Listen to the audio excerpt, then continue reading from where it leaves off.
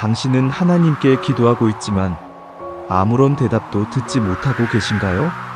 침묵 속에서 길을 잃은 것 같은 답답함과 불안함이 당신의 영혼을 짓누르고 있지는 않습니까? 하지만 기억하십시오. 하나님의 침묵은 결코 무의미하지 않습니다. 오히려 하나님은 그 침묵을 통해 가장 깊은 메시지를 전하고 계십니다. 첫 번째로, 하나님의 침묵은 당신을 시험하고 연단하기 위한 시간일 수 있습니다. 신명기 8장 2절은 하나님께서 이스라엘을 광야로 이끄시고 시험하셨음을 말씀합니다. 응답이 없을 때 당신의 신앙은 있는 그대로 드러납니다. 하나님이 침묵하실 때 당신은 더욱 하나님을 붙잡을 것인지 아니면 실망하고 돌아설 것인지를 결정하게 됩니다. 침묵은 선택의 순간입니다.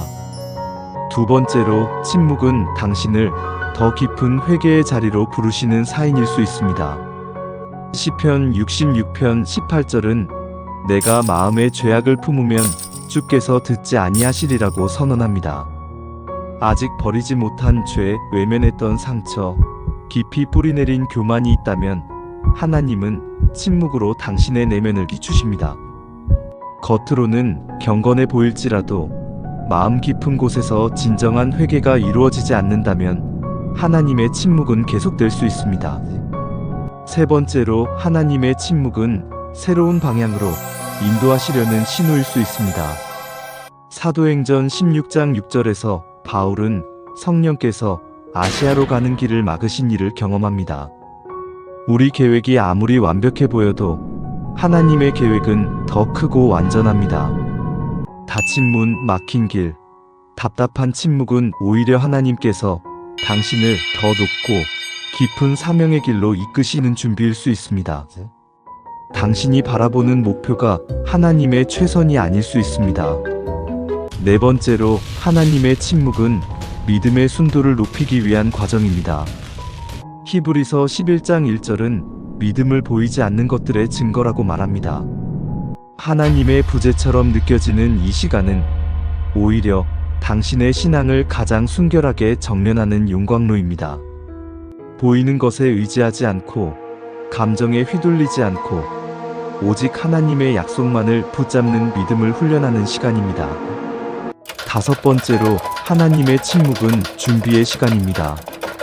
요셉이 애굽의 총리가 되기까지 긴 고난의 시간을 견뎠듯이 지금 당신이 기다리고 있는 응답도 그것을 감당할 수 있는 영적 근육이 세워질 때까지 유보될 수 있습니다.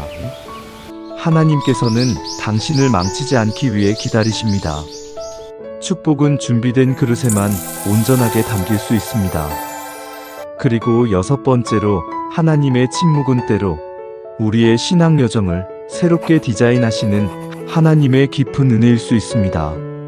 이사야 55장 8절에서 9절은 내 생각은 너희 생각과 다르며 내 길은 너희 길과 다르다고 선언하십니다.